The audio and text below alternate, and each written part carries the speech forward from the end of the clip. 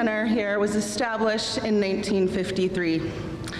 We began out of a need to provide a home for natives moving to the city. We have served as a gathering place, a resource provider, and an education center to learn all about people's histories and traditions. We recently moved into our new space, and I'm honored to serve as our new executive director. Over the next few months, we envision this new space becoming a home for our community and a place. This is a safe space where all can feel safe from hate and intolerance. In that spirit, tonight we ask you all to respect this space. Hateful speech will not be tolerated, and if necessary, we will remove folks that don't respect our space. Thank you. I'm now happy to introduce our guests for the evening. I'm going to start with our moderator, Doug. Doug Keel is an assistant professor in the Department of History and the Alice Kaplan Institute for the Humanities at Northwestern University. He is also affiliated with the university's new Center for Native American and Indigenous Research. He is a citizen of the Oneida Nation of Wisconsin and studies 20th century Indigenous nation rebuilding, and is at work on a book entitled Unsettling Territory, Oneida Indian Resurgence and Anti-Sovereign Backlash.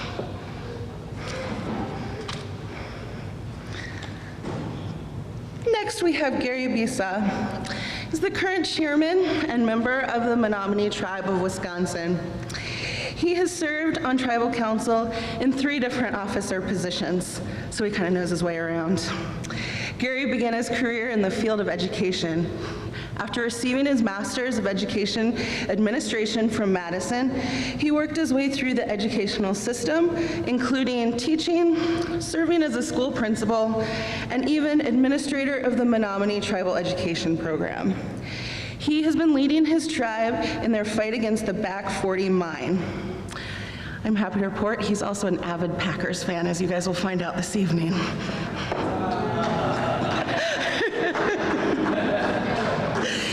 He'll make it known.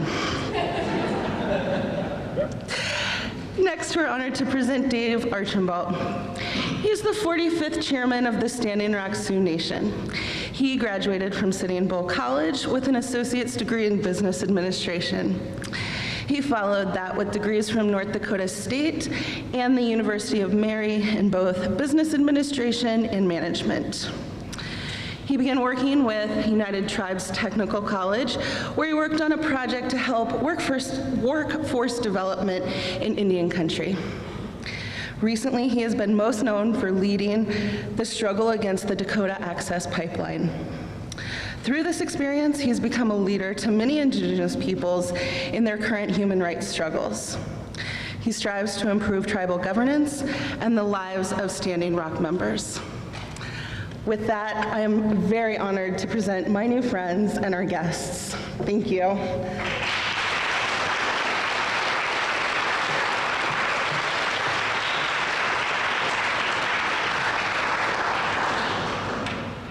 Thank you for the wonderful introductions, and thank you everybody for being here, and thank you, Chairman, for joining us for this conversation.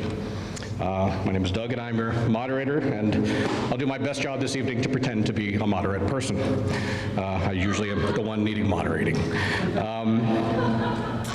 I'm also glad to be participating on behalf of Northwestern University. We're in the midst of developing a new Center for Native American and Indigenous Research, and it's great to see relationships with the American Indian Center and other partnering organizations in the city, and this is the kind of dialogue that I think a university ought to be engaged in. Thinking about getting ready for this evening's events, I began to think about, I'm trained as a historian, so I began to think about what do the resistance movements against the Dakota Access Pipeline and the Back 40 mine mean to me as a historian. The work that I do is about the Oneida Nation of Wisconsin and the long process of nation rebuilding after allotment, really throughout the 20th century. Essentially a story of piecing the reservation back together together again. And what's part of that story is a movement in the present, if any of you are familiar with the village of Hobart, that's what this story is about, a movement in the present that seeks to resist the tribal community from being able to reclaim its territory and its rights. So those are the kinds of questions that I deal with in my own work, and to be, to be conscious of these sorts of challenges that we face to our sovereignty. And water rights, of course, opens space for thinking about these kinds of questions. And I want us to be self-conscious of our own place in historical time, what our own moment can be characterized as. And there are a few things I want to emphasize about that. And first is that we live in a renewed age of Indigenous protest. With I Don't Know More, founded by 4 women in Canada in 2012, it captured the attention of the world. Many of us are probably familiar with the powerful role that Native activists played in the movement against the Keystone XL pipeline, and of course the massive movement at Standing Rock, a movement that peaked at about 10,000 people at the camps, the biggest protest since Wounded Knee in 1973 at the height of the Red Power movement. But none of this is new, right? We know that in Native history writ large, we've always been resisting. We've always been pushing back against these kinds of threats. If we want to think about wider coalitions and intertribal organizations to resist encroachments upon our rights, we could maybe point back to the Society of American Indians, an organization founded in 1911. So that history goes back far. And Chicago, too, has its own important local history of Native activism, having been home to the American Indian Chicago Conference in 1961 and delivering a list of demands to then President Kennedy. So it's an important part of our own local history here. And in regards to the Back 40 mine in Michigan, anyone who is familiar with this proposed sulfide mine will likely remember Bad River, Ojibwe Nation's recent struggles with the taconite mine. And lengthy struggles before that over the Crandon mine in northern Wisconsin, with the first proposal being set forth in the 1970s about the Crandon mine, and that eventually concluded with the Sikagan Band of Ojibwe and the Forest County Potawatomi purchasing the site in 2003. It was a very long struggle. If it feels like we have been here before, it's because we have been over and over and over again. And our present moment can be characterized by a constellation of negative forces that include corporate greed, an American addiction to fossil fuels, the unspoken message that the lives and well-being of Native people just aren't valuable enough to disrupt the bottom line. Because to keep in mind, it's no coincidence that the Dakota Access Pipeline comes in such close proximity to the Standing Rock Sioux tribe. It was rerouted to avoid endangering the water resources of non-native settler communities. And I would like to acknowledge one important fact, and that is that movements against projects like the Dakota Access Pipeline and the Back 40 mine have captured wide public attention because, in part, they affect us all, right? That all the water for all of us is at risk, native or non-native. But it's important to acknowledge that Native communities experience that differently, more directly, and have different kinds of concerns in those struggles. Water, of course, is a source of life. It holds history. It is the subject of oral traditions and stories, and in some cases it is even the place of human origin. It's not necessarily the same sort of struggle across the board. And that our sacred spaces as Indigenous people are disproportionately subjected to destruction is, of course, part of its own longer history, too. That's an American history of turning our Indigenous homelands into toxic sites and even our bodies into repositories of toxic materials. We could look to the Southwest, for instance, and histories in which radioactive material such as uranium is dug up out of the ground, mined there often by Native people who are sometimes unfamiliar with the conditions in which they're working. It is later detonated there at nuclear test sites, and America's nuclear waste has often been reburied back in those same landscapes in the Southwest as well. For those who are interested in these kinds of questions, a plug for another future event coming up at Northwestern October 17th. A scholar by the name of Andrew Needham will talk about issues of coal extraction and their relationship to the city of Phoenix. And that is to say that the simple act of doing something such as turning on a light switch in Phoenix is something that is part of a relationship to coal resources in the Navajo Nation, right? That the city of Phoenix rises to be this modern city that it is at the expense of the Navajo Nation. And lastly, from my perspective, the opposition to the Dakota Access Pipeline and the Back 40 mine highlights an important shift. That these struggles can in part be characterized by a push to strengthen and redefine conceptions of Indigenous sovereignty itself, conceptions that have existed in the United States since its founding. And that is that tribal sovereignty is a spatial concept, right? It is something that applies only to a bounded geographical space determined by treaty, and quite possibly by a treaty that the community signed under conditions of considerable duress. And keeping in mind, sovereignty has been bounded in so many ways, with so many qualifiers and conditions placed upon it, typically amounting to the authority to govern tribal citizens and only tribal citizens in so many cases, and only inside the reservation. And that's sovereignty at best, right? And the work that's happening at both Menominee and Standing Rock is pushing much further than those traditional conceptions of sovereignty, demanding for sovereign rights to include the authority to block an environmental hazard that originates outside formal reservation territory, and along with the demand to respect ancestral homelands, which are rich with thousands and thousands of years of human history and sacred sites, not just minerals like zinc, copper, and gold.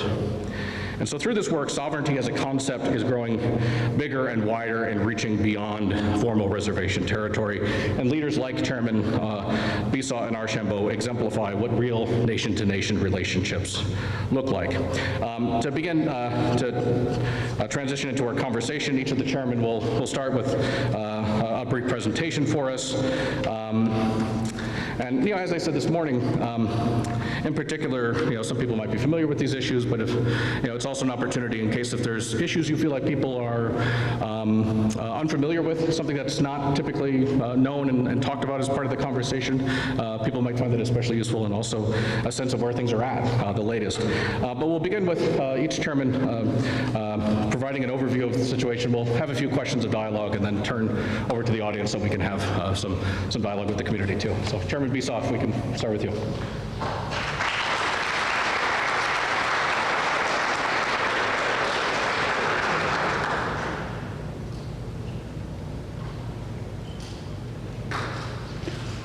Also, need mat newa, need my match tower, shake Maoni wheel, I do yeah. Was powers and as we see the total manure our wasa, or Menominee Kikitum, and any work match Okama, the tower. One in case be a Menominee Kihi, the got managed Kikitum. What I'm told I need to do in my language when I meet with people is I need to be proud of myself. I need to use my language. I need to let people know that I am Bear Clan. And as Bear Clan, I am a speaker and a keeper of the law. That's my responsibility. And I know that, so that's partly why I'm here. My name is Ospawis, and while that might mean ceremonial attendant, it also means, and it doesn't translate good into English, but it's like a messenger or a translator, and that's how I was given that name. That's what that means in our language. I'm the chairman of our tribe right now for this year, and I have a responsibility. So I'm here today, and I appreciate Northwestern and the American Indian Center for inviting us here. My responsibility is to come forward and share our message. And what I'm told in our way is I share that message, and what you do with it is up to you. You can take that message and you can act on it if you feel ethically moved or morally moved, or you can do nothing with it. But I'm doing my responsibility morally and ethically to bring this forward to you. So I thank you for sharing this burden with me. So what is the proposed Back 40 mine? So you can see from the drawing here, if you've seen the Statue of Liberty, if you've ever been close to it and see how big it is, they're proposing 50, and I'll show it on a slide later, 50 yards away from the Menominee River, which feeds into Lake Michigan, which we see right outside our doors here. They're proposing to dig a hole, a mine, a sulfide mine, open pit sulfide mine, that is not only one Statue of Liberty. If you've ever been there and seen how big that is, you stack 1.5 more Statues of Liberty on top of that. And these don't have to be Lambeau Field, these can be Soldier. But it's 5.5 by 7.5 football fields. Think how long it is if you had to run the length of a football field. Imagine that. Think back to your back in the day when you did that, 100 yards. Think how long that is. Now think 5 long, think 7 wide, and think 2.5 Statue of Liberties deep. That's the size of pit they want to put less than 150 feet away from the largest tributary, the largest system in upper Michigan that feeds into Lake Michigan. That's what they're proposing. Now, the actual hole is 83 acres, round altogether. But the full development is over 580 acres. And what they're doing is they're going to dig that big hole, and they got to put all that material somewhere. They took all the easy ore, all the stuff that was at the top and really rich surface ore, back in the 1900s. So now this stuff that's there, they got to dig for. And they've really got to scrub it, and they've really got to work with it. So what they do is they crush it, and they use cyanide to leach out the gold, and they use other things to leach out or to grind up and pull out all the other, they're looking at silver, copper, zinc, gold. So they're looking at pulling all those out, and while they may be able to do that, all of that remaining stuff that they crushed up, that stuff, when it comes out almost like talcum powder, they got to store it somewhere. So think of that big hole I just talked about. They store it up there in some big ponds. And when water and air mix with it, it makes sulfuric acid. And what is sulfuric acid? You got a car? Got a car battery? That's what's in your cars, sulfuric acid. So they're creating that, and that leaches into the groundwater. There's never, ever, ever, our technology isn't good enough yet. They've never created open pit sulfide mine that has not leached and polluted. So they're proposing this, and they're saying, oh, technology is good enough. It's not there yet. Maybe in 100 years, maybe never, but it is not good enough to stop it. It will, and once it starts, you can't stop it. It just keeps leaching hundreds of years, thousands of years. They say for thousands for something this large. So that's what we're looking at right now. And they come back and they say, well, we need these metals. Well, mostly they're going for gold, and 85% of gold goes for jewelry. So, we hear their stories, and we hear where they're going, and we understand. We're not Luddites, we use technology. Look, I'm using technology right now. But there's a risk you don't want to go beyond. You cannot risk this water supply. The Great Lakes is 20% of the world's fresh water. You want to save that. In Arizona and California, they're having legal fights over water. You go to the Middle East, they're having life and death fights over water. This is important. We save that. The Great Lakes are probably 95% of our surface fresh water in the United States. So we got to protect this. Now, that's only a piece of it. when I talk about the environmental piece. Now I'm going to show you next where it is. The Menominee creation story, our story, and this goes back 15 million years ago, or 15,000 years ago. This was, we've found stuff along the Lake Michigan on the western shore that predates what they said was the Bering Strait theory when we come over. They found stuff. Old mastodon findings where they literally had scrape marks where they could see where people were carving the meat off the rib bones and everything. And one of those even had, they knew it was Menominee because they traced a little bit barbecue sauce, and Menominee loved the barbecue. No. We have a penchant for barbecue. No, but along our creation story says at the mouth, and you can see right at the very end, I wish I had a laser pointer, but at Marinette, Menominee, our stories tell us that's where the ancestral bear come out of the mouth of the river, come up from the river. So you know water is life. That's where we came from. Indeed, that's exactly where we came from. The first Menominee was then, that bear was turned into a human and became that first Menominee. And as he walked up the river, he found other animals, other spirit animals that were turned into the rest of those totems of those original Menominee.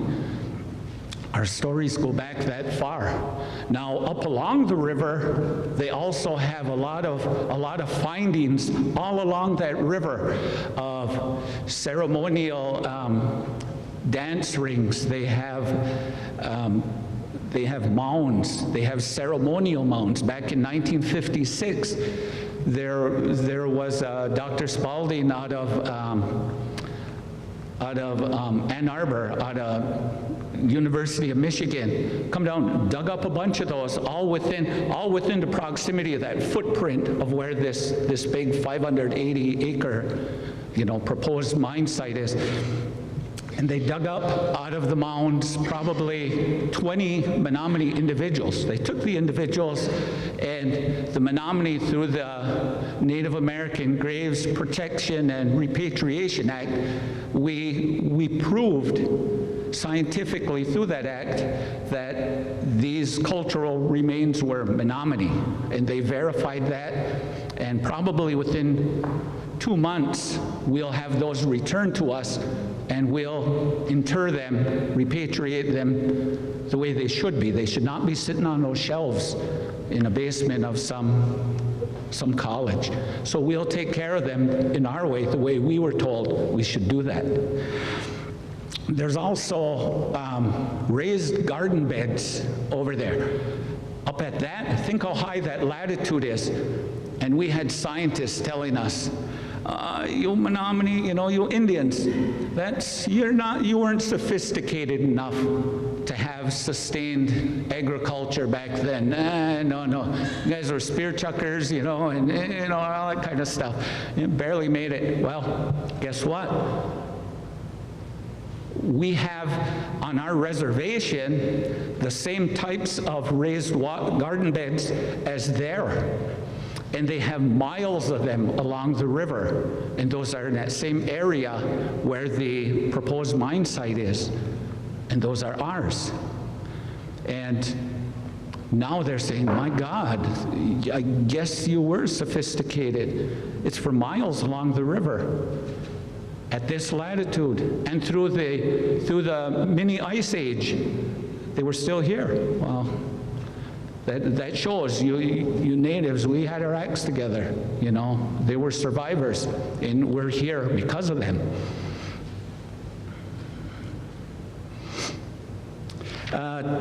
So we're in this fight. It's a Canadian exploratory development company that's coming in, and they're trying to do a bunch of drilling, and they're trying to they need 4 permits, get all those permits together. Then they want to flip this, sell us to a big mine that can come in and actually do the actual mining. So they're that exploratory part. And later on, after Chairman Archambault, if we have questions, that'll be part of our discussion on how we stop this. But out of the 4 permits, permit 1, it has been approved, the Michigan mining permit, and it was approved December 28th of last year between Christmas and New Year's. And the Menominee have joined in a contested case petition on this. So we challenged them that it wasn't administratively correct how they went ahead and approved this. And this is happening through the state of Michigan. They are the ones who approved it. Their Michigan Department of Environmental Quality. So they approved it, we have challenged it, and so has an adjoining landowner. So this is currently through a type of discussion, our negotiation phase, before it actually goes for a hearing. That's happening now. But that was approved. The second permit, the Michigan Air Use Permit, was approved. And since we were not close enough to that place, we couldn't say, well, you know, that when you make that, it's going to impact us. It's too far away, so we don't have what's called standing for there to say it's going to impact us. Nobody challenged it, so that one got approved. The third one, the National Pollution Discharge Elimination System permit, they call it a NPDES, that was approved on April 5th of this year. And a lot of that really is when they have the actual processing in the mine, they can scrub a lot of that water and send it out, and they're saying, hey, we're going to make sure what we send out of those pipes is clean. And that's a lot different than the groundwater. So that would come out from the slurry ponds. So we did not challenge that one. But we've got the fourth one, and that's the wetlands permit. And with this, it's interesting. The EPA, the U.S. Army Corps of Engineers, they gave a designation of what's called the 404 of the wetlands permit authority to the state. So they said when it comes to the dredge and fill, EPA designated that authority, so the feds don't have to have that authority to approve that. The dredge and fill part, they said, we're going to designate that per MOU to you, state of Michigan, and they also did that to New Jersey. Well, there's a couple problems with that. For us to be able to take into account the National Historic Preservation Act and say, hey, there's a lot of remains and everything up there that are going to be impacted. What the feds have said is, well, when we delegated that to the state, the whole National Historic Preservation Act, those things, we don't have to do those unless it's a federal action. And since we delegated the 404 to the state, that means it's not a federal action, it's a state action. So we can't go ahead and fulfill those trust responsibilities and treaty responsibilities. So we'll discuss that later. I don't want to take up too much time, but that's part of our strategy going forward legally that I hope we can talk to. So within that permit process, they had a first attempt and it was unsuccessful and they withdrew in 2016. There's a whole bunch of pieces in there and they have to have every single piece in. Doesn't mean it has to be correct or approved, but they got to have all the pieces in. You know, if they need roads permits, they got to have them there. If they got to have all the okays regarding permission from certain entities, they got to have it all in there. So they got to have all the pieces in. Nobody's evaluated whether those are good pieces or bad, just that they have to have them in it. Well, they didn't have those, so they pulled it back. They had a second attempt submitted in January 2017. That also was not considered incomplete. They have the ability to self-determine when their deadline should be within the wetland permit. They can give themselves a self-imposed deadline. So we never know when this is. In fact, they said they were going to have one at the end of August. So we're waiting on it. We don't think they're going to have all the pieces together for the wetland permit and that they'll self-impose another deadline, maybe October or something. They'll create something. So it's a moving piece for us. But when they finally do get things in, then we'll have multiple opportunities, and others will, to comment and challenge and oppose that application. The same way we did the mining, we opposed the mining permit, we will be opposing the wetland permit. And the last thing we talked about was, it is an interesting mix of federal and state issues. Clean Water Act Authority I talked about, or actually the National Historic Preservation Act. One of the concerns we have within here, and I'll say it here before I forget, is when they made that agreement that they would delegate that authority to the state for all the dredge and fill, and they would do that, they said within that agreement that they can only delegate certain waters. And certain waters the feds have to keep. They have to keep themselves. And those are certain navigable waters defined in the River and Harbors Act. So they have it for like 2 or 3 miles up to a bridge on the Menominee River. But we believe that going beyond that, up to where the mine is and even past it, that those waters also are navigable, and no one made a determination one way or another. It was just assumed that the state could take them. We believe we may have a true argument with this. So we are talking with several entities about stepping forward and try to get that definition and move that forward. We think that might be a good way we can work. So this shows some of our treaty sessions over the years.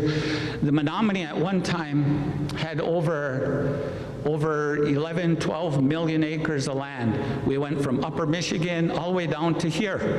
In my welcome to you, I told you we welcome here to ancestral Menominee territory. This is at one time was part of our land. And I welcomed you as Nech Mamach Tawak. That's fellow movers. That's what we call, in our language, that's what we call other Indians. Because in our way, you move from fishing camp to hunting camp to ricing camp to winter camps to all these gardening camps. You did that, and we moved as humans, as two-leggeds. That's what we did, and we saw others did that too. Our name for ourselves isn't Menominee. That means wild rice people. Ours is Kishmachtuak. That means the ancient ones, the ancient movers. That's what we call ourselves. Some of us more ancient than others, maybe. Be me. That'd be me. So, but we're forest people. That's what we are. That's what we were. We're forest people.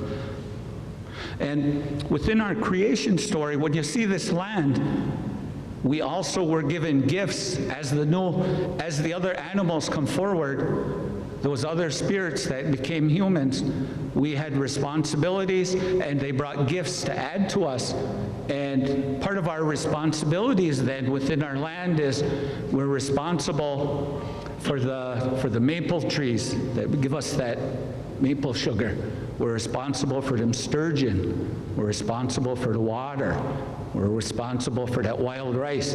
Those are right in our creation story. And I can't tell you, well, that was then. We still are. I have to be. I have no choice. And neither do our other Menominee care. That's their responsibility too. And just to show you, it's hard to see, but in this bottom picture, that's one of the mounds here. This is the outline of the top of the mound across. You see it?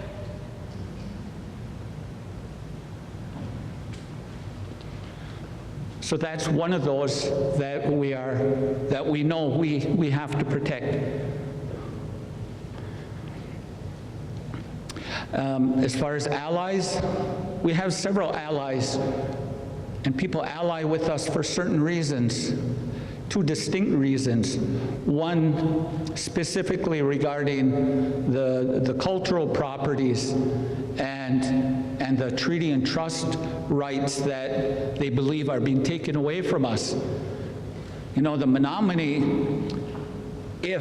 now let's say there was good and bad news. Hey, they found the Garden of Eden. Hey, that's the good news. The bad news is there's a whole bunch of gold underneath it. I think we're going to dig it up.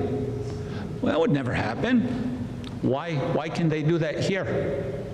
What allows them to do that here? This is our Garden of Eden. This is our creation. This is our start. But somehow that's being allowed. So we look at that, and there are many tribal nations that are coming forward and saying, Menominee, it's you this time. Could it be us next time? Or they say, we as brothers, we're related. We're sister tribes.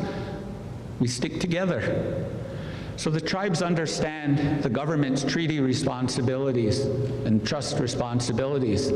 And in that delegation, just how tricky that is and how we were hoodwinked with this. And that can't happen, that can't stay that way. So we have a lot of tribal nations that have signed resolutions opposing the Back 40 mine. And later on I'll show you our website as well as our Facebook site that have a template resolution that we would love any of your, whether it's a tribal organization, a tribe, or anybody opposed. We're trying to get some of that political clout, or we know a lot of our elected leaders, if they see that, they're more apt to turn around and be responsive than just listening to this brown Menominee standing here talking. You know. We have national and regional tribal organizations, whether we go to the National Indian Gaming, whether we go to National Congress of American Indians, whether we go to the Midwest Alliance, the Sovereign Tribes, you name it, the larger organizations that represent the tribes have all backed us with resolutions. We have many tribes that have done that. We have, when you see on this picture, we have counties that are surrounding the river that have joined in resolutions opposing the Back 40.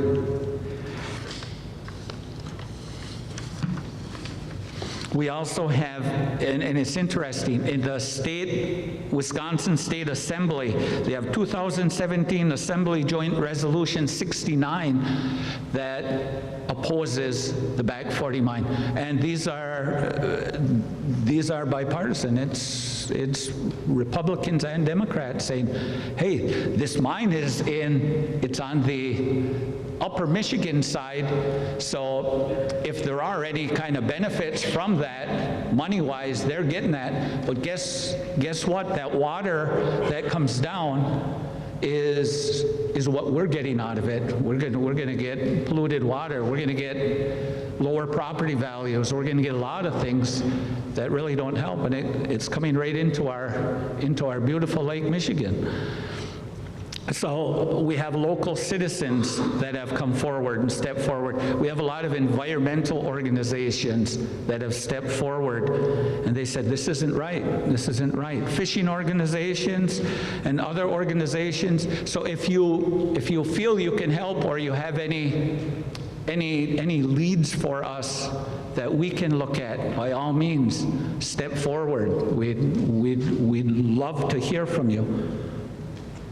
So what are we doing about it?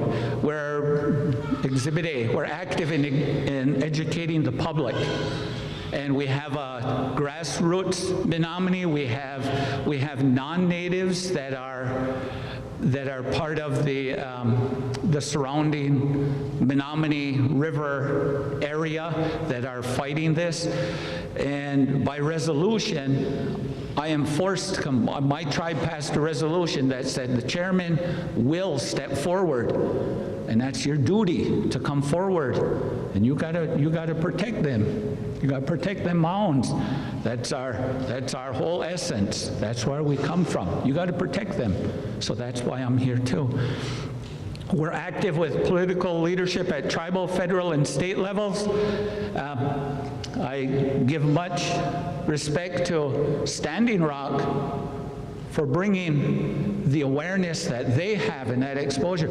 Some of you, and you don't have to admit it, some of you came here because Standing Rock was here, because Chairman Archambault's here, and we're riding on their coattails in a certain sense. So we thank him. He knew that, but he come here because we're sister tribes. He knew that. So I give him a lot of respect for doing that with us.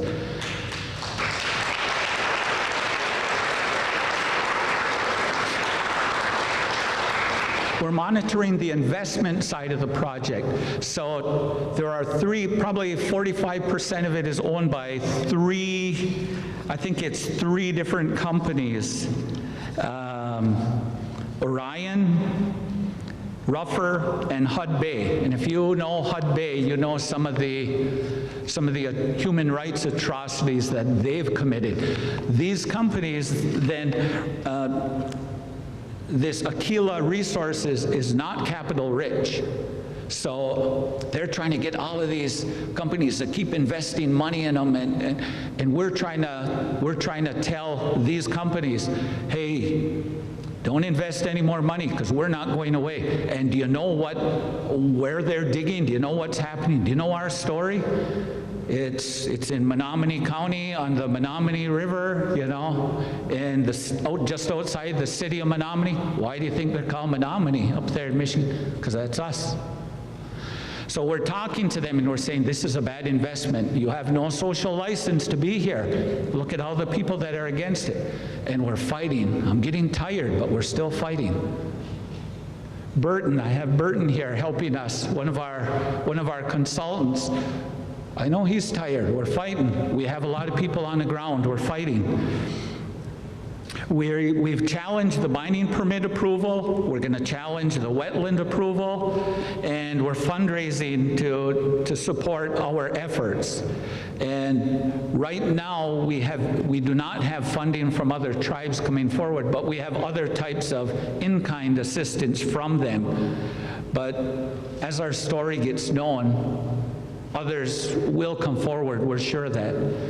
So what can you do about it? What can you do about it? We can get more information on our website, www.noback40.org, our Facebook at Menominee Indian Tribe, Noback 40 Mine. And we can tell you, get active. They hate that. When the investors know, and Aquila knows, we're all over the place. We're at all of these different county meetings trying to get them to approve a resolution in opposition when they know that we're appealing, we're petitioning everything they do legally that we can. They get discouraged. We know they have to post on the Toronto Stock Exchange. They're a Canadian company. They don't like the fact that we can go search those records. Remember I said they wanted to dig this big deep hole, and that's going to probably be 7 years worth? They've posted to potential investors saying, hey, you know what? We've drilled more. This is just what we are saying is on our permit now. We're going to try to dig underneath the Menominee River, all the way underneath it, an underground mine, and we're going to come closer to the river. So, and they said, that'll be 16 years worth. And they also say there's a couple places in Wisconsin we'd like to go to. So one is over near Wausau, and one is over closer towards the Crandon or Green Bay area, in that area. So they have several other sites, and they post that. So we let the word out. We get the word out because they have to post those, and it's terrible. You can donate to our Menominee effort. We have a GoFundMe on our NoBag40.org site, and the other thing you can do, if nothing else, is you put out your Nantamau, you put out your tobacco. Them spirits are real. They're real. You know, you can call them what you want, you know, but that force is out there. And you put out your tobacco and say that prayer, and that helps us. So with that, I say thank you, and I'm sorry I took so much time.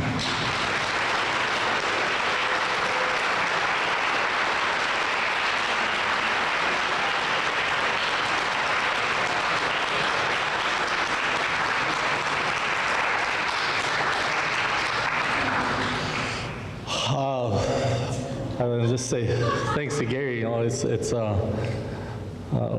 Chairman. I can relate to a lot of the things that he shares with us on the slides, and we went through a lot of experiences ourselves. And I have Gary said he was going to do a presentation, so I said, well, I got one too then. And the way I got it is it's called the Prezi. So Prezis are something new. It's kind of like a PowerPoint presentation, and it's with technology, how everything's evolving. I tried it a couple times, and it kind of keeps me on track, because otherwise I will drift and I'll talk about something that I didn't want to talk about. But so my name is Dave Archambault. What I would say is Tokhala Ohitika Lemielo na Ikchewi Chashe Macha. So what I'm saying is my Lakota name is a warrior from the Kit Fox Society, and Ikchewi Chasha. No, I'm common. I'm no different than you guys. I'm no better. I'm not higher. I'm the same. So I'm Ikche. I'm a human being, and I have the same feelings. I have the same emotions. I have the same spirituality as all of you. We are one. We are not Standing Rock. We are not Indian. We are not black. We are not white. We are all humans. And so I think that's important to understand. That's kind of how I think. I'm the chairman of the Standing Rock Sioux Tribe, and in this Ku Prezi, I'll go over the past, and I'll talk about the present, and then I'll talk about what can we do for the future, and some of the things that we've done. Hopefully we can help the other tribes who are facing similar struggles, and they could take from the lessons that we had. So I'll talk a little bit about the movement and what it is and how it got started, and what we have used. And it seems similar to what Gary's doing, but I just kind of put them down. So the arrows that we used in this battle, our history, what infrastructure projects has done to our tribes, the purpose of the Dakota Access Pipeline. I have to ask that question, and then the answers I get, and the lessons that we received. In my role, I'm still common, but for some reason, I'm a chairman of the tribe. So I have a leadership capacity. And leadership is not always easy. There's always challenges and decisions that have to be made.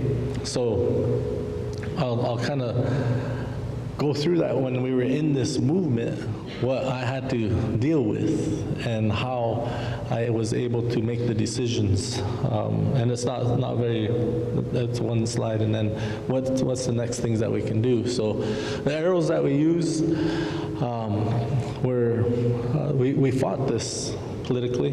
We fought it in the courts, and we fought it on the ground. politically, I have a timeline of everything that we've done, and I could go through this, and it will take us a while. So I'm just gonna kind of touch on the highlights. Politically, our tribe passed resolutions in 2007 because we saw the destruction that pipelines were doing to the lands in North Dakota because of the Bakken oil field. So our tribe passed a resolution saying we don't want pipelines in our ancestral lands. 2012, we didn't want fracking because we saw the destruction of what fracking does and what it's doing today in Oklahoma. There was a host of things, but some of the most impactful meetings that we had politically was when we met with a joint group of the Department of Interior, the Department of Army, the Department of Justice. We had a meeting, and that was, I want to say, in May. And from that meeting, it pushed the administration to make a decision. Pushed that administration at that time was Obama, and they saw the wrongs. We were able to bend their ear enough to make a decision, so they stopped temporarily in December the permitting or the easement of federal land so this project could go through. We met with all of our representatives, the senators, even senators and Congress members from other states. This was ongoing. As soon as we learned of what was happening, we were constantly going out to DC. Legally, we filed a complaint on the Corps of Engineers in July 2016. January 2016, we saw a draft EA. When we got that draft environmental assessment, we knew right away that we have to do something. We have to sue. We have to try to stop this. What can we do? And at that time, the Corps of Engineers wasn't doing anything. They gave a draft EA. They did not permit this project. It wasn't until July 2016 that they actually gave a approved environmental assessment with a FONSI, a finding of no significant impact. So that was a wrong. That was a cause for us to file suit. I have a list of all these actions that we took. And it's been a year now. To me, it seems like it was just so many things going on. It seems like it was like 10 years ago. It was only a year ago that all of this was happening. So,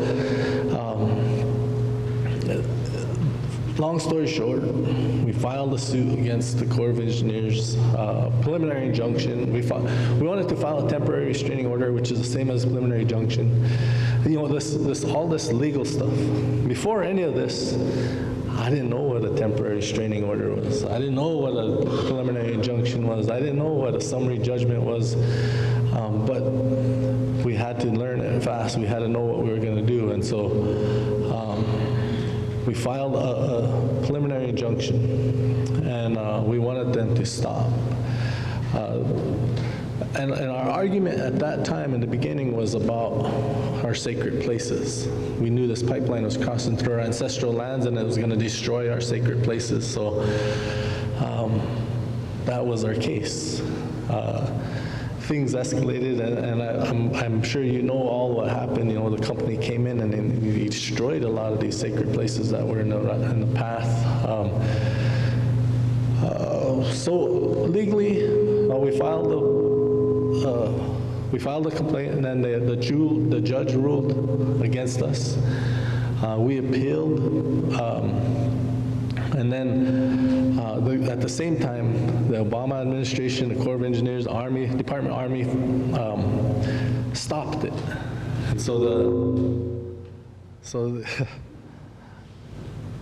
And the Corps of Engineers got sued by Dakota Access Pipeline. So Dakota Access Pipeline started suing them. They joined forces when we sued them, the Dakota Access Pipeline, and it's interesting that whenever you think about what we had environmental justice. They have a host of lawyers, maybe about 400 lawyers, 450 lawyers. Environmental justice is doing this with Standing Rock Sioux Tribe, and we have Sanoski's law firm, which has probably, out of DC, which has probably about 30 lawyers, and then we have our in-house attorney, and then we have Burton, of course. Burton was there, and we had a couple other. Total amount of lawyers that we had was close to about 500. Dakota Access Pipeline, okay, the U.S. Army Corps of Engineers has the Department of Justice behind them. And the Department of Justice is defending our argument against them, and we're arguing a point against the Army Corps. The Department of Justice is defending it, and Dakota Access Pipeline joins them. So Dakota Access Pipeline has 5,000 attorneys, and so the judicial system, the legal system, we know we're up with our backs against the wall. We know the chances of this, and not just because of their 5,000 against our 500, but the whole judicial system from the very beginning is not very favorable, and it hasn't been favorable for us. And even when we went into court, when we first filed, environmental justice said we fight these cases all the time, and 99% of the time we lose. So you have to know that when you're coming into this. But we did it anyway. So that was one of the things that we did. Did it shut off?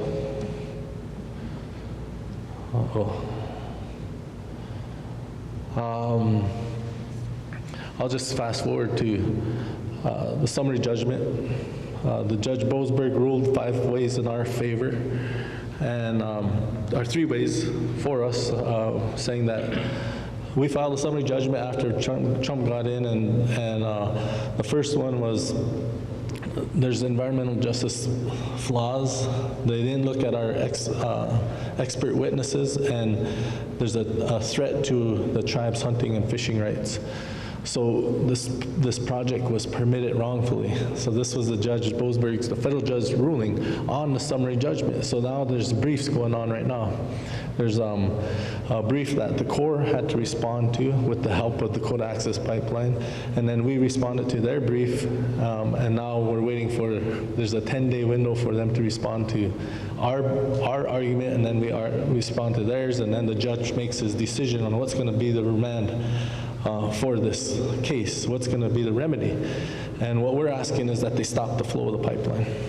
And the Corps of Engineers saying, even if we stop everything and we try to make the wrongs right, the outcome's going to be the same. So that's where we're at with the court now. And you could go on Earth Justice's website and you could look at all the filings. The other part of this, another arrow was on the ground. So on the ground was the movement. That's what I like to call the movement. And it began with the youth starting a run, a short run, running over a bridge. And then there was a camp that was starting up in Cannonball, which was called the Spirit Camp. And I remember this camp. It was in April, and it's real close to where I live. And I had a horse, and I rode down and I saw the camp, and there was nobody there. There was one tent. This was in April. A few months later, there's about 10,000 people in that area down there. So it grew. There was horseback rides that they rode for the ride water. So these are all activities on the ground, boots on the ground activities that individuals and groups did to build awareness. The movements, there was a motorcycle ride. We had usually you'll see a motorcycle ride with Harleys. We saw a lot of guys with Yamahas and Hondas. We had a Respect Our Water campaign on social media. Our youth started up a petition on it, and it just was trying to build awareness. Our youth ran to Omaha to deliver a letter to Colonel Henderson. Our youth ran to DC to deliver signatures that they got on Respect Our Water, 160,000 signatures. We started the Ochete Shakoi camp, which was real close to the Sacred Stone camp, and we had to do that because there was overflow. People were coming. We did a council lodge. This council lodge was something that was set up for the structure, with all the people coming, with all what do we do, and how do we make the decisions. So we said, well, how did our ancestors do it? And there was individuals who said, we were taught how to set up a council lodge, and it's a ceremony. So they set it up, and it was really interesting how that all went. And the only language was spoke was Lakota in there. So, and I'm not a speaker. My grandma was a fluent speaker, and for some reason she didn't teach my dad, and I think it's a negative reason, the things that happened to her for speaking the language. So my dad never spoke, and now I don't speak. But what I see is another movement happening in the country, and that's our children craving our language, and they're starting to learn it. And it feels like I let it go, but I'm still here and I still have a chance to learn it. We had over 360 flags. When I'm looking around in this room, in this gymnasium, and I see the flags, it reminds me of camp. Because every time a tribe came, they would bring a flag, and there was flags everywhere, and it was awesome. They brought, the chairman's asking if you can write resolutions. We had one ask, the Standing Rock Sioux tribe made one ask. At the tribal government level, we asked for letters of support or resolutions by tribal governments, and we got over 360. We had city councils, city of Seattle, city of Minneapolis, everywhere they were, city of New York. There was awareness was getting out. And it was pretty awesome to have that unity and that support. It was easy. It was the easiest thing to do when you have all the support behind you to stand up for this. With tribes and allies around the world, we had tribes from Peru, we had Norway, we had the Sami, it wasn't just the United States, it expanded for indigenous peoples around the country, around the world, and it was special. It was the only way I could describe it, it was sacred. And there was actions that took place on the ground. There's divestment activity. We had marches. We had a proclamation that we signed with the Yakima tribe in regards to the doctrine of discovery. So I could go on and on with those. So I'm gonna go through this fast because it can take some time. So the past, in the 1400s, this is what's happening to indigenous peoples around the world because of the Roman Catholic Church allowing, with sacred documents called the Doctrine of Discovery and the Paper Bulls. So under the church, through God, it's okay to dominate. It's okay for Christian dominion to dominate over another race. And this was how our judicial system is founded when it comes to property. And it's a Johnson versus McIntosh case. Two individuals have a dispute about land. Whose land is it? This individual says, I lived here from the beginning of time. My people lived here from the beginning of time. And this person said, the state gave me this land. So they go to court, and then Chief Justice Marshall rules saying, this individual land belongs to him because the state gave it to him. And the people who lived here before were mere animals. They were part of the land. They were not owners of the land. And he based it off of the doctrine of discovery. So we're going and we're trying to hit the Pope up and say, oops. We're trying to say, revoke the papal bulls, revoke them, take them away. But it's political, and it's been there for hundreds of years where these are, to the church, holy documents. And for one pope. And we thought this one would be of the Pope because he rides a Harley and he's like, it's different. But so before Europeans, this is kind of what the United States looked like. I'm going fast now. In 1718, they kind of actually they defined boundaries. And so I can talk on Standing Rock, on the Great Sioux Nation. We're part of the Great Sioux Nation.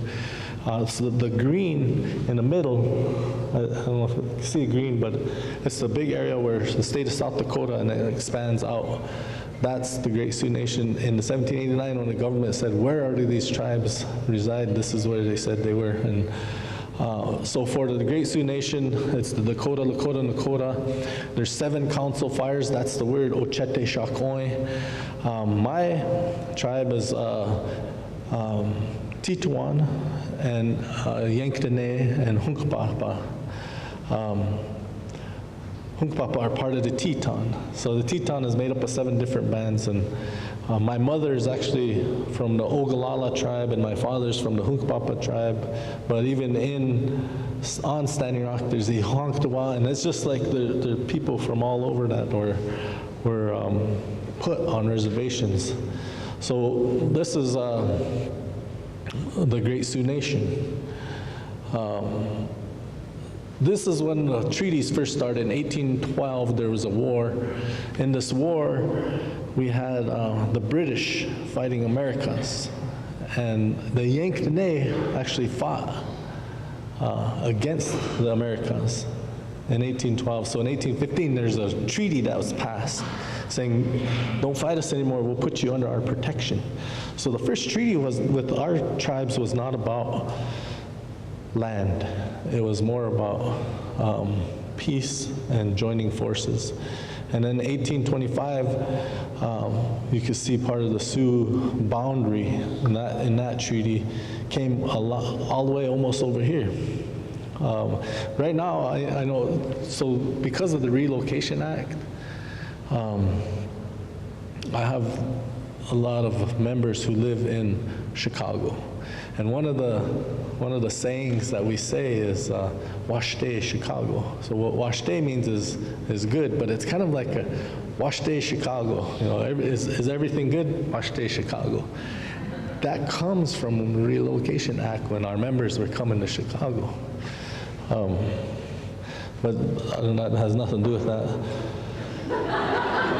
The next treaty is the so what's happening in 1825, 1830, 1840s, what's going on in Americas was the Civil War. And we had the North and the South, and we had these, all of this stuff happening. So there's a gap. Now in 1851, we enter in a treaty. The Civil Wars are wrapping up. Our territory, we have it's called the Fort Laramie Treaty, and it looked like this. That was the Great Sioux Nation. Over 60 million acres of land for the Great Sioux Nation. 1868, there's gold discovered in Bozeman, so there's a trail that cuts through the mountains, and so they start traveling up that way, crossing the lands, and that sparked the Indian Wars. And they were going heavy all the way up to 1868. Chief Red Cloud was able to say this is the boundaries that we're agreeable to. So this treaty was the one that was actually ratified by the president. 1877, that's what our lands shrunk to. 1877 is an act. It's no longer a treaty. So now we have a shift from treaties to acts. And The black hills are where deadwood. What's happening is there's gold. There's exploration of gold. And they're coming in, and the act of Congress just says, this is no longer your land. This is where your land is. So in 1889, another act, it was which defined our boundaries even more. 1910, it was the actual implementation of the Dawes Act and the Curtis Act and the Burke Act. The Dawes Act was the first, and then the Curtis and the Burke were part of how is the land within the reservation split up and who gives that right. 1910, there's posters like this for settlers to come onto the reservation and buy lands, pennies on a dollar. So in 1954, this is Standing Rock Reservation, straddles North Dakota, South Dakota. There's about 2.3 million acres of land within the boundaries, and today, that's what we have. We have approximately 1.3 million acres of land in trust. The white is fee land, so that's all the non-Indian settlers who moved on to the reservation. And when they made it fee land through this act, they have the county, the state determine the regulatory authority over that land. And the green, the red, and the yellow is what the tribe has jurisdiction over. So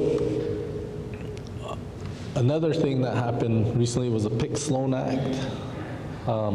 This is building of 7 dams on the Missouri River, the largest dam build structure in the world at that time.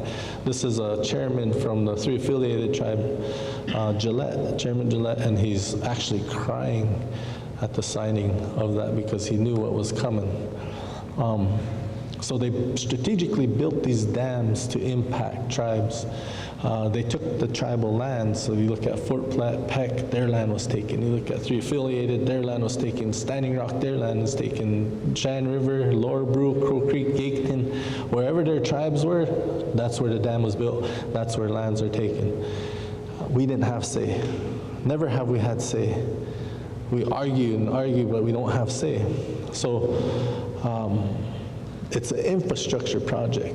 That's what this dam does, and it's to control the flow so the lower river states are not impacted by flooding, but also for recreation and also for hydroelectricity.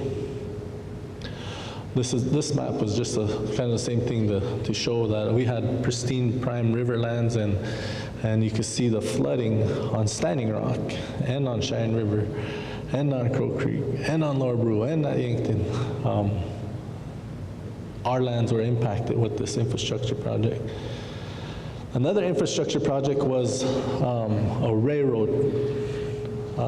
Early 1800s, railroads began, and basically what this did was it destroyed buffalo. It killed off buffalo. And for us in the Great Plains, there was a time when there were 70 million buffalo. Lewis and Clark wrote saying there's a sea of blackness in the plains, and it's buffalo, and it's estimated about 70 million buffalo.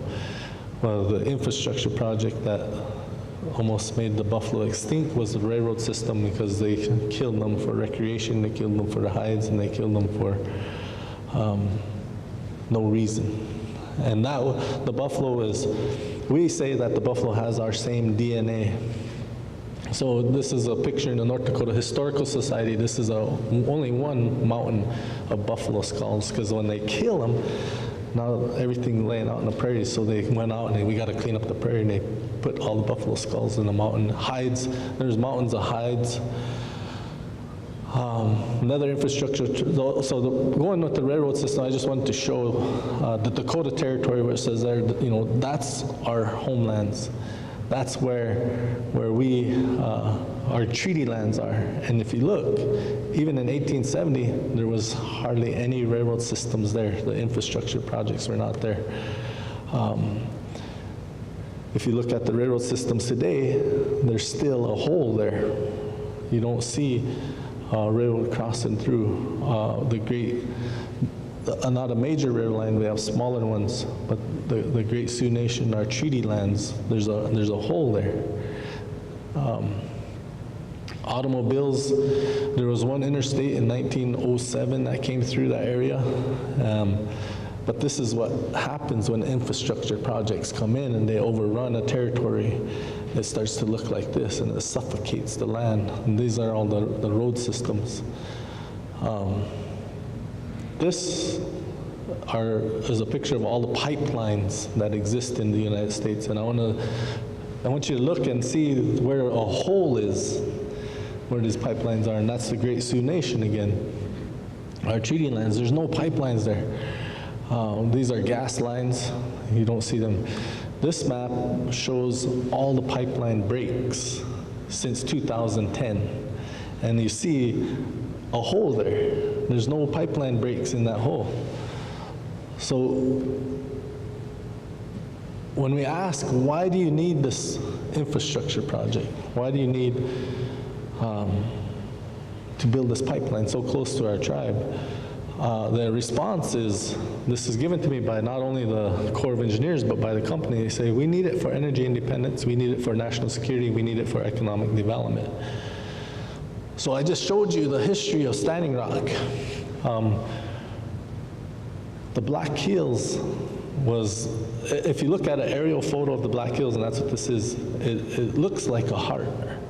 And our origin story says, we are people of the Buffalo Nation. We come from Wind Cave. Wind Cave is in the Black Hills. That's where we came from.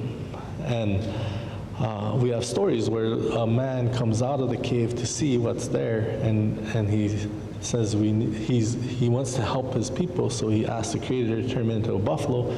So now we're the same DNA. We have the same DNA as the buffalo. In the Black Hills, we have sacred ceremonies. The first ceremony is when we welcome the thunder beings back. So the thunder beings, they create life. They bring the rain, but they also bring destruction. So we go to Harney Peak in the Black Hills and we offer them, we welcome them, but we ask them for pity and to take it easy on our people with the storms that they bring.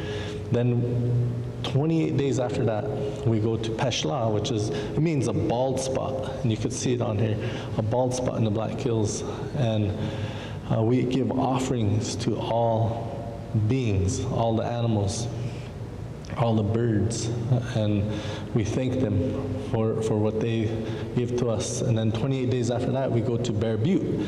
And in Bear Butte, there's where we Hamblecha, or we Vision Quest. And then 28 days after that, we had a Sundance at Devil's Tower. And these ceremonies didn't just happen, it's because we follow the buffalo.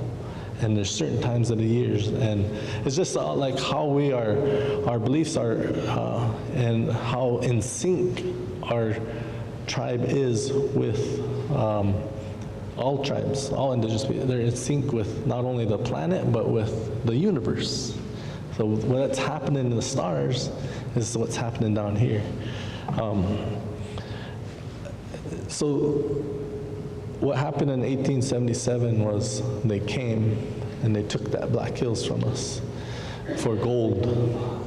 And gold is used to back the currency of the US dollar. It was, I think today, oil's used now. But back then, gold was national security. We need gold for national security. We had unceded lands, treaty lands that were taken by acts of Congress. In North Dakota and South Dakota, the #1 economic driver had been farming, agriculture, and so it's for economic development.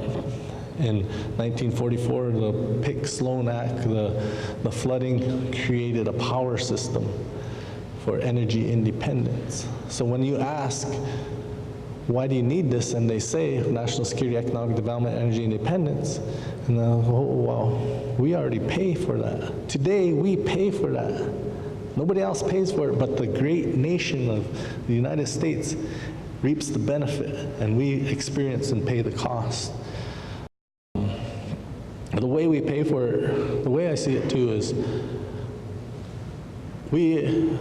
if you look at the top 10 poorest counties in this nation, top 10 poorest counties, 5 come from the Great Sioux Nation. We have, in Standing Rock, we have high poverty rate, 60% poverty rate, 40% unemployment rate. Oh no, let's flip it around. 60% unemployment, 40% poverty. Poverty comes with all the symptoms. All the symptoms of poverty can be traced back to historic trauma. And the historic trauma comes from the infrastructure projects. The infrastructure projects that were forced on us and our lands that were taken from us. So we pay for it, but this great nation reaps the benefit. The pipeline crosses our ancestral lands, our treaty lands, and that's the argument that we argue. This is just north of Standing Rock Reservation, 500 feet off the reservation. The pipeline is going to cross the Missouri River. It was to cross north of Bismarck. And if you look, it doesn't make sense. They say if you cross north of Bismarck, there's a river up there. If you cross down by Standing Rock, there's a lake there. They say there's more wetlands. They say there's already an easement that went through. So they have all their reasons why. This is just a picture for environmental justice. Where do you put pipelines? Wherever there's green, those are the poorest counties, and the pipeline follows the poorest counties. So who benefits? The only person that's going to benefit from this pipeline is Kelsey Warren, Energy Transfer Partners. Now there's a Keystone pipeline. It was stopped by President Obama, and this was what sparked Idle No More. The tar sands, oil's coming from the tar sands, and they're taking oil and they're transporting it through pipelines, and they have another pipeline plan that's called KXL. What the problem with this one is, if you look, it cuts right through that hole that I was showing you, and it cuts through the Ogallala Aquifer. There's the KXL pipeline, how it runs through the middle of our treaty land. So now I'll kind of shift gears. That's a little bit about the past and history. For leadership, what I had to do is I had to define what is our target, how are we going to fight it, and then what lessons can we take forward. So this is basically, and Burton is out there with us, and when this whole thing's going on, you know, I was smoking cigarettes, and I was eating whatever I can, and I was staying up. This was a year ago from today. I would get up, I would go to the tribal office till noon, I would go to the camp, and then I would stay at the camp until 1 or 2 in the morning, and then I go home. There'll be somebody at home with me, somebody at my house waiting to visit and talk about things, and then I would go to sleep, try to go to sleep about 4 o'clock in the morning, and I can't sleep because my mind is just spinning, and then I have to get up at 6 o'clock again, and every day multiple things are happening. So I think whenever somebody's in that, I start losing my mind. And then the only thing that brought me back, the only thing that grounded me was when my wife said, "We need to take you and we need to pray." And so that's the only way. But even then, after I was addicted to cigarettes, I never smoked so much in my life. It's scary today because sometimes I can't catch my breath, and I take a breath and it's like there's no air there, and I think there's different experiences, but there's a lot of things that happen, and the only thing that you can do in situations like this is to remember what your target is. Know what you're doing and stay focused on that, because no matter what happens, and every day there's going to be distractions. So our target was to protect that river.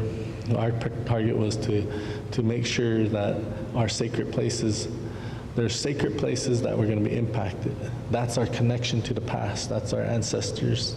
We need to make sure that our past is protected, that river is protected, so that our future can thrive. That's our target.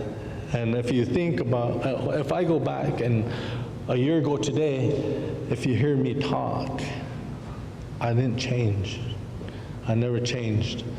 I always stay focused on the target. And we're still fighting today in court. There's some things that changed politically. We don't have any ears in DC. On the ground, there's not a camp. But that doesn't mean that those two things are not not going on. There are movements around. We see the Back 40 mine. We see the Tohono O'odham wall. We see Line 5. We see all these movements. And what's interesting is you see kids rising up saying, we need to protect the sacred. So the distractions were crazy. And every time there's a distraction, it pulls you away and it makes you focus on that. But we always had to come back. And one of the things we had to talk about was, are we gonna reach our target through war? Or are we gonna reach it through safety and peace? And we focused on the bottom part. So, and, you know, it could have went any way. We could have said we're going to go to war. And I don't think the outcome would be different today as if we did. The only difference is we would have saw a lot more casualties. And that's what this movement would be remembered for.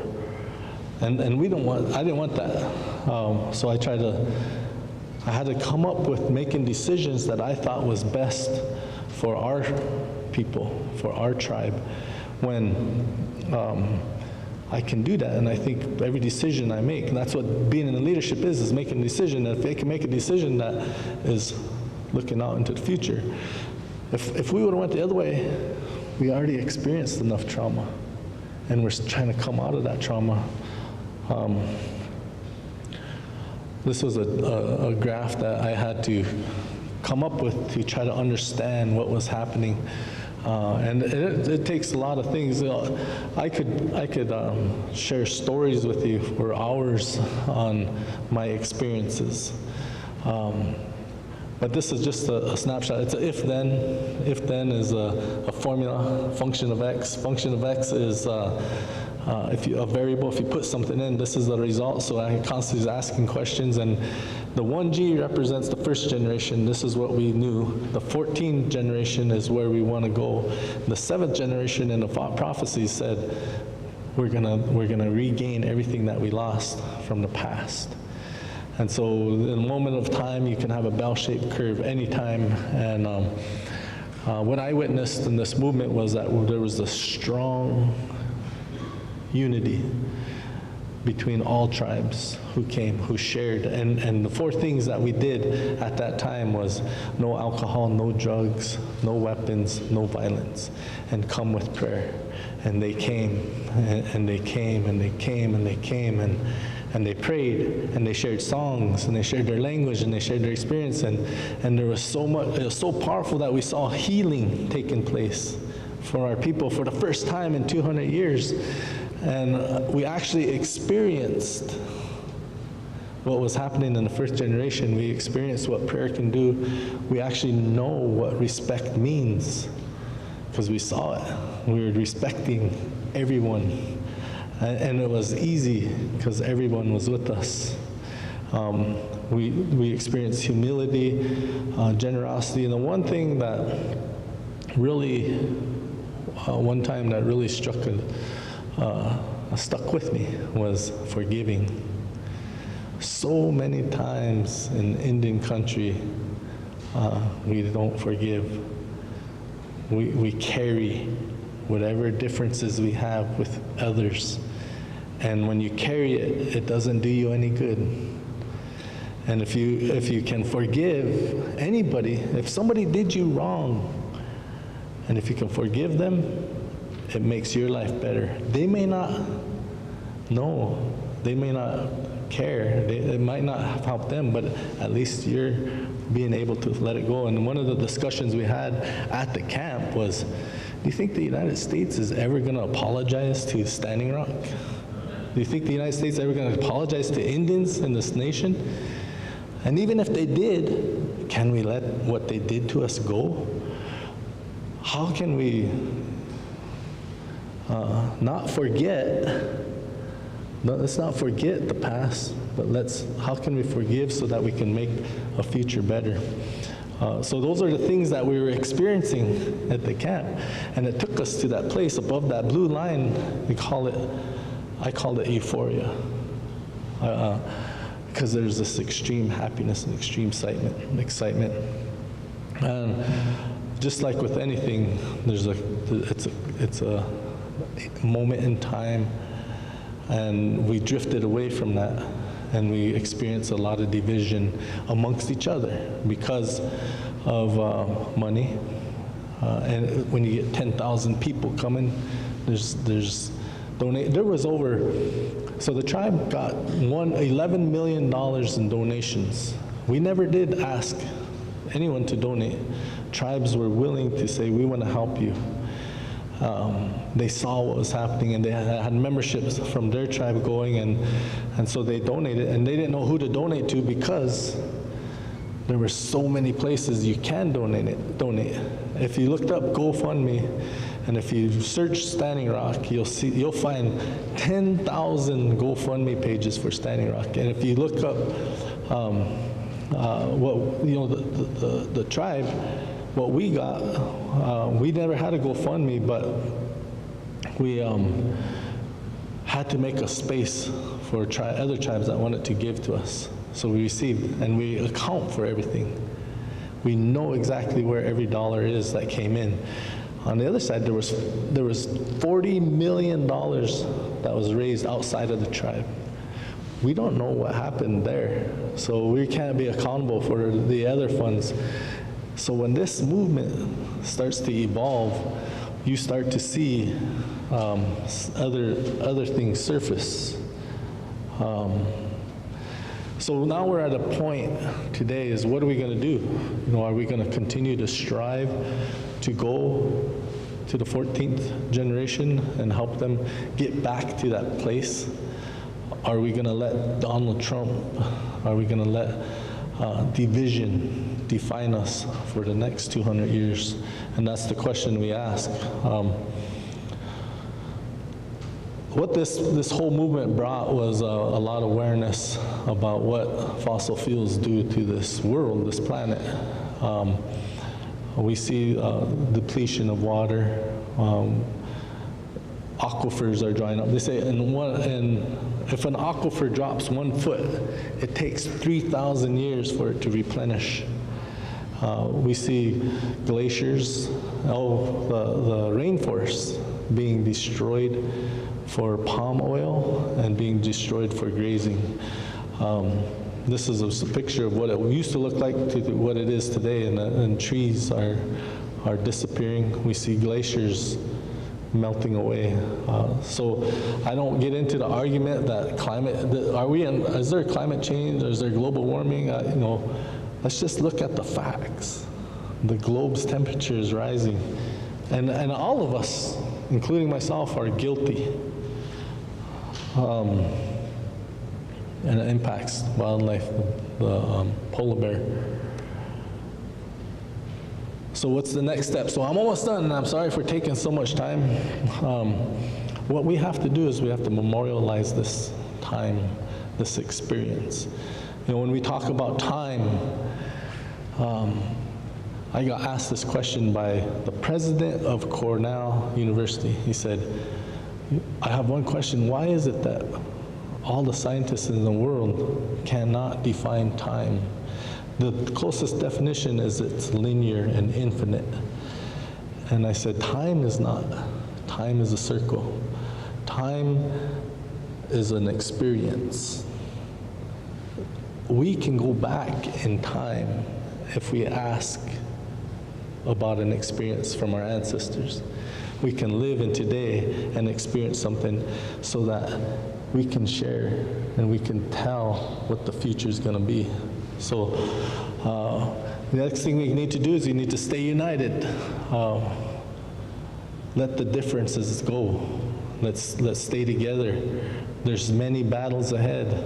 There's many things that we can do within indigenous lands. We need to change public policy reform.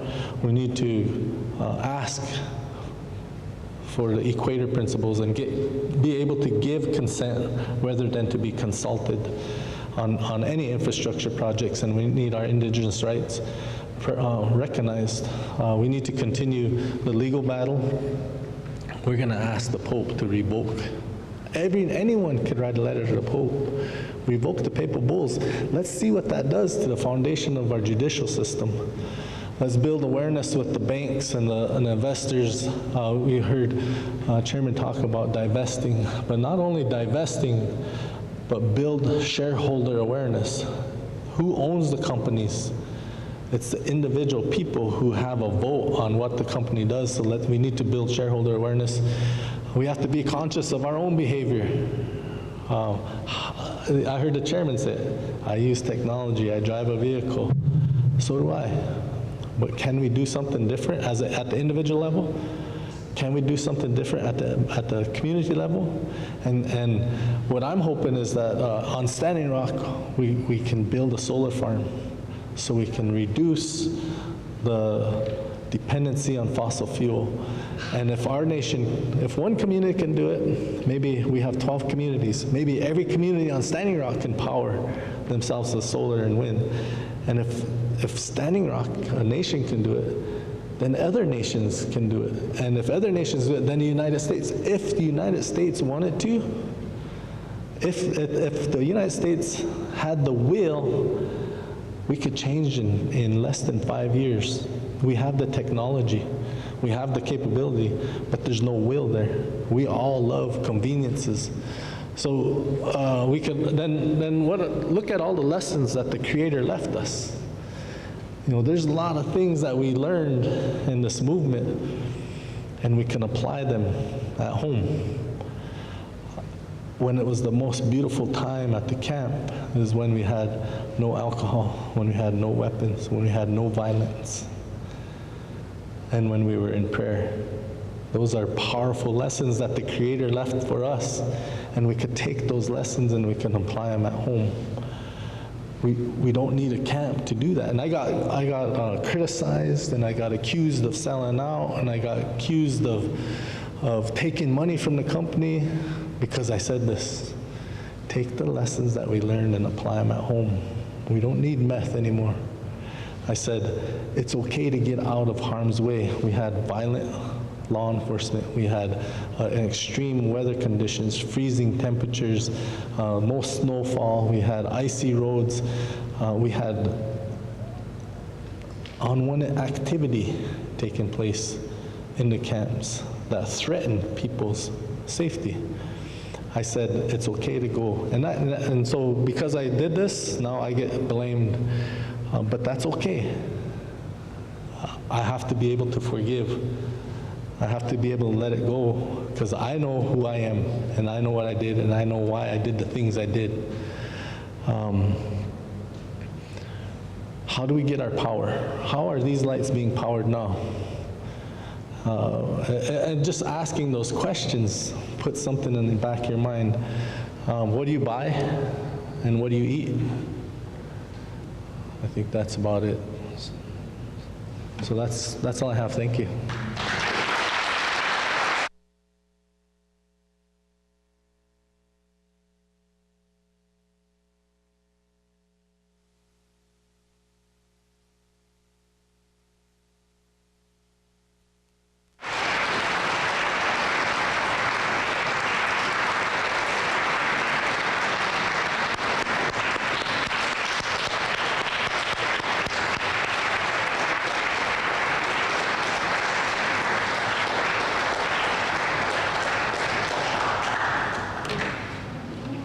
Chairman Archambault and Chairman Besaw, thank you both for your presentations so much. The whole community really appreciates it.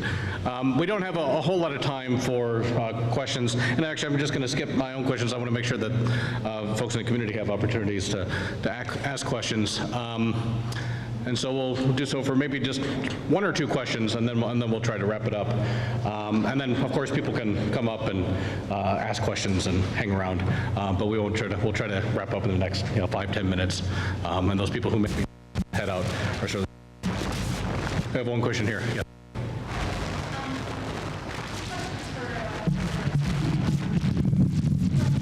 Understanding. Hi, thank you. From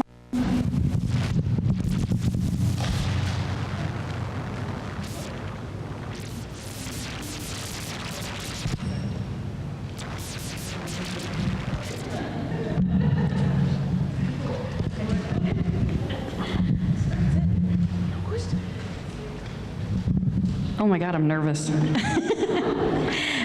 Okay, I used to work in the environmental industry, and I was really following the whole Standing Rock issue when there was an environmental impact statement that was in the news. They were mentioning that I think the Army Corps of Engineers solicited an environmental impact statement, and then it was just abruptly canceled.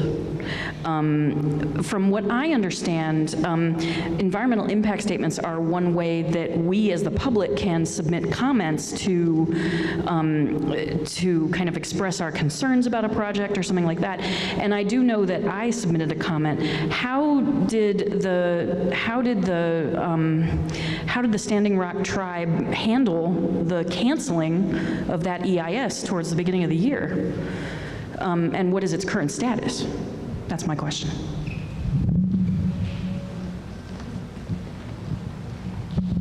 I kind of glossed over that part. I skipped over it, but what we got the Department of Army to do was to put a notice in the Federal Registry, notice of intent for environmental impact statement. And an environmental impact statement was something that we have always been asking for because of when I go through the presentation and I show you the infrastructure projects, every one of these infrastructure projects have a negative impact on our people, every one of them. And a simple environmental assessment does not take into account the impact that it has on humans. And so you're right, with the EIS, it's a longer process to get it permitted, and this thing was forced through as fast as they can. And so what happened was Donald Trump got elected, and he signed at first it was considered an executive order, then it turned into a presidential memorandum ordering the Corps of Engineers to continue forward with an approved EA with the FONSI. And so recently, right after that, what the Army did was they pulled the notice of intent out of the Federal Register. And what we were doing at that time was we were building a team to do our own environmental assessment, environmental impact statement, because it falls on the responsibility of the Corps, and the Corps will pass that on to the company to do an EIS. And so we formulated a team of experts to say, what is the environmental impact statement going to be? Here's the Standing Rock Sioux tribes. So we're working at the same time with the notice of intent. We were anticipating it was coming out, and it finally came out. We got the experts that we needed to do it, the technical team to do it, and we put resources towards that. And then when it got pulled, what we said, well, our side, we need to continue moving forward, but we're going to call it a fatal flaw analysis. We know that this pipeline is going to eventually fail. So we need to do this fatal flaw analysis, and we also, today the oil's flowing through, so if there's a spill, now we need to, again, try to protect our membership, and what is the spill response plan look like? So our team of experts are working not only on the fatal flaw analysis, because that is going to help us in the future. And then when the oil does spill, we got to make sure that it does not hit our lands. And we got to make sure that we have intake systems. Or we're also exploring deep water wells that don't pull the water from as a backup plan. So we're doing different things in anticipation that this government is not going to listen to us again. You want to do one more, or you want to? One more, sure. Just one more quick question, and then we'll wrap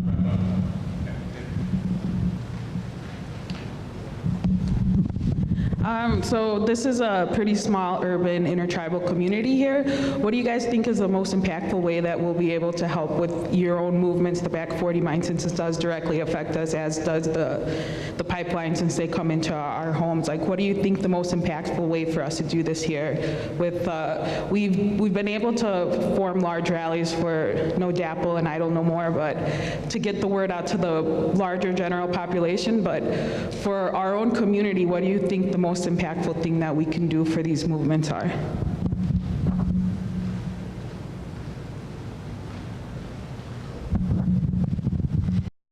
Thank you for the question. We know right now this is Michigan has the authority right now to make the determinations. And Michigan is a mine-friendly state. The way their mining permit process is set up, it's friendly. It's set up to approve a mine as opposed to, stop a mine. That's just how it is. Probably our best way is trying to get those rich investors and others to divest and to not put any more monies into this Aquila Resources. Remember, they're not this super rich company. They're actually capital strained. They have to raise money to be able to continue to exist as they go through this process of the permitting. They're still doing more drilling. We need to dry them up. We need to let them know that there will be opposition, that we need to let the investors know this is a bad investment for you. This is a terrible risk. And that's probably the best way we can stop this. We have other legal options that might slow it down, and we're hoping by doing that they run out of money, that they dry up. But the way the legal process is set, or the permitting process, we don't believe it's set to stop it, the permitting process. So on our website, we are currently reaching out to the main investors, and we have template letters that you can send to help inundate and say that same thing, that this is wrong, we're pushing it forward. We need to inundate them. We need to find out who all those investors are and try to keep them away. So that's probably the best we can do. It's how the system's set up for regular people to do, Joe on the streets. We are trying to look at it from the bigger process, working with attorneys and other things that we might do. And if you can help with that, any type of that fundraising or make awareness, that helps. That really does.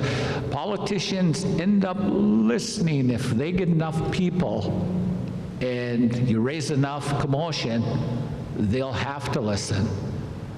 Squeaky wheel gets the grease. It does happen. We have to listen to individuals as, our tribal council, our legislature, and you do. Somebody keeps coming up 20 times. All right, what do you want? No, but you do deal with them eventually. So I say just get involved. Just get involved and get the word out. Help spread it. We can't have camps up there because we're trying to protect those sacred lands. So how they could have, you know, their camps and 10,000 people, by the way, that's more than our whole reservation population. But we want to protect those lands, so we can invite people up there. We don't want to. Those are sacred and they need to be protected. So please help us that way, and we ask everyone to visit our website and see some of the ways you can donate or you can help writing. I'll just add to what he says. You know, I think as this whole thing was evolving, there was two questions that I was asked the most. And they were right after another. But the first question was always, how are you doing?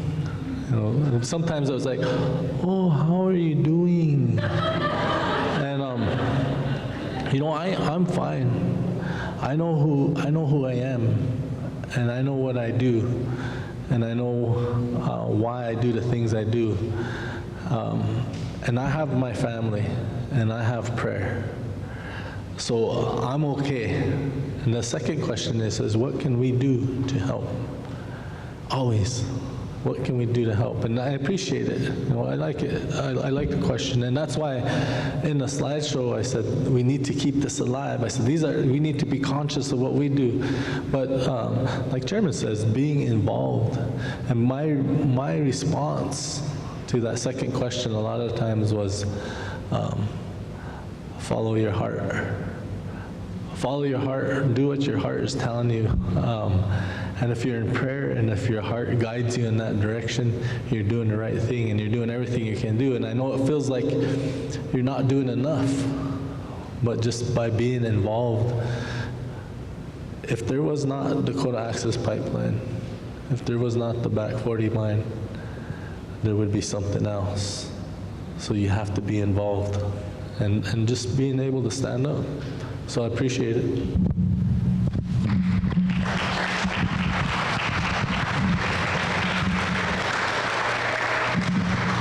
Thank you all so much for spending this time with us and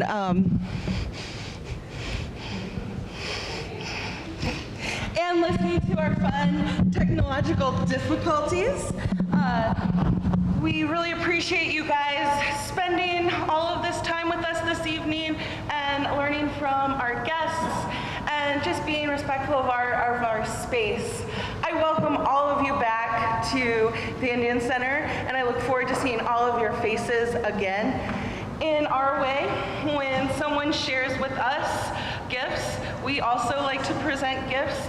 So gentlemen, on behalf of the board, the staff, and the community, I just have a few gifts to say thank you for the evening and thank you so much for being here in our space.